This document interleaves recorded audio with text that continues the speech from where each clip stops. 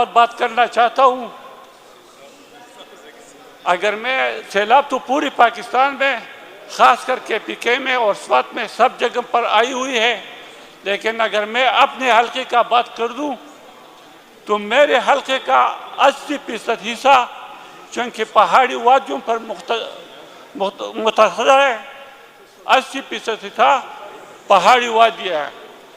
تو جب سیلاب آ جاتی ہے تو پچھلے بار کی طرح اس بار بھی زیادہ تر سڑکیں یا تو بہہ گئی ہے یا ایسی ٹوٹ پھوٹ کا شکار ہے کہ آنا جانا مشکل بھی ہے، اور بعض جگہوں پر تو پولیں وغیرہ ٹوٹنے سے ناممکن ہے.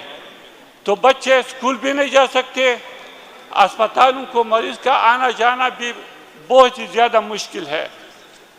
اور ادھر چونکہ 2022 میں جو ٹوٹ پھوٹ ہوئی تھی ابھی تک وہ بھی پوری نہیں ہوئی تھی، اس کا فنڈ نہیں ملا پوری طرح.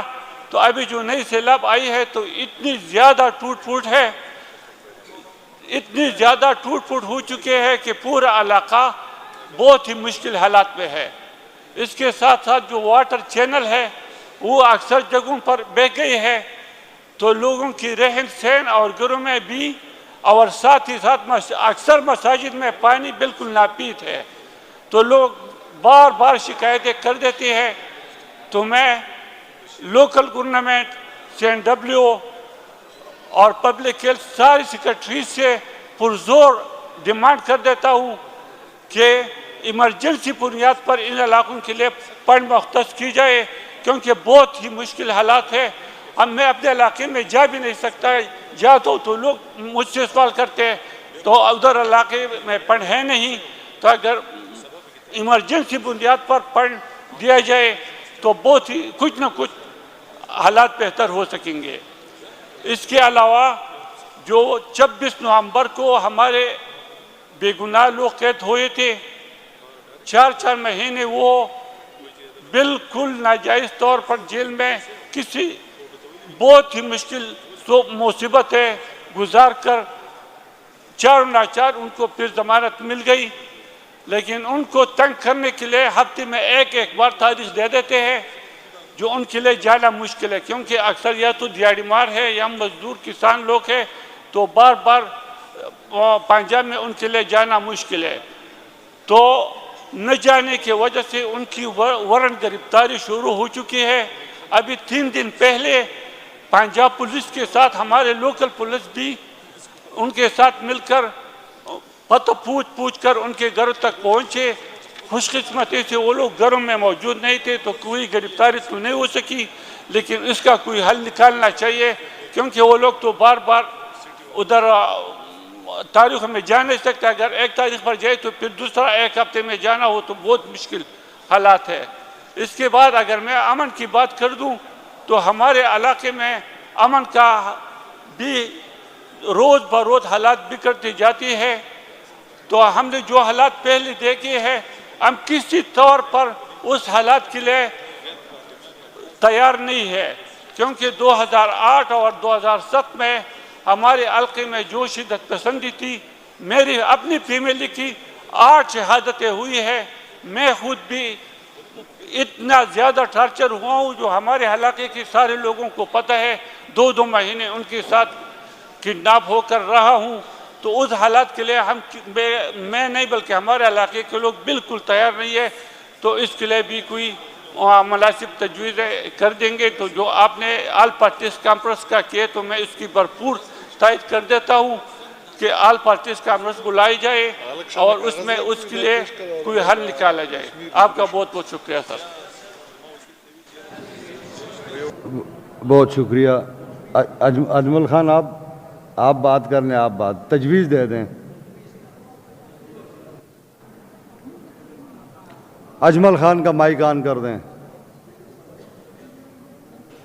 آپ سب سے آخر میں بولیں گے. شکریہ جناب سپیکر صاحب. یہ سب سے آخر میں بولیں گے. جناب سپیکر صاحب آج آپ نے جو تجویز پیش کی اور ادھر چیمبر پہ بھی آپ نے بات کیا، سب کو بلایا اور سب کے سامنے آپ نے بات کی. یہ آپ نے اس صوبے کی عوام کی اور جو حالات ہے، جو صورتحال ہے، اس کا حق ادا کیا. آج جناب اسپیکر صاحب باجوڑ میں اور پورے پاٹا میں، مرج اضلاع میں جو صورتحال ہے، حالات بڑے تشویشناک اور گمبھیر صورتحال ہے. تو اللہ نہ کرے اگر آج یہ بارڈر پہ ہے اور قبائلی بیلٹ میں ہے تو کل یہ اس صوبے میں بھی پھیل سکتا ہے. تو اس صوبے کی عوام کی اور پورے قوم کی نظریں اس اسمبلی کی طرف ہے اور آپ ممبران کی طرف ہے. تو سر آپ نے جو تجویز پیش کی اور اس پہ ہمارے کلیگ نے بات کی، ٹریزری بینچز ارشد ایوب صاحب نے اور ڈاکٹر صاحب نے، اور ادھر اپوزیشن بینچز ارباب صاحب نے اور کنڈی صاحب نے بات کی.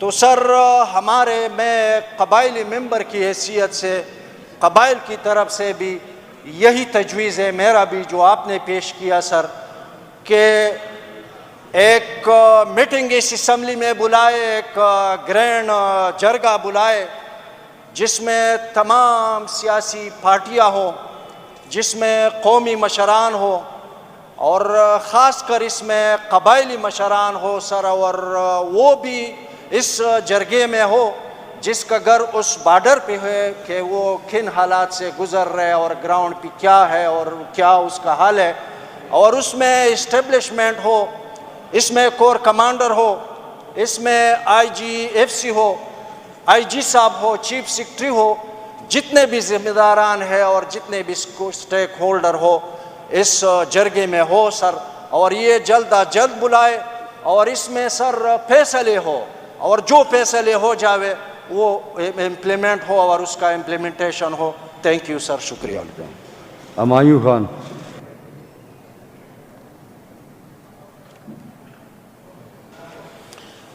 بسم اللہ الرحمن الرحیم. شکریہ اسپیکر صاحب.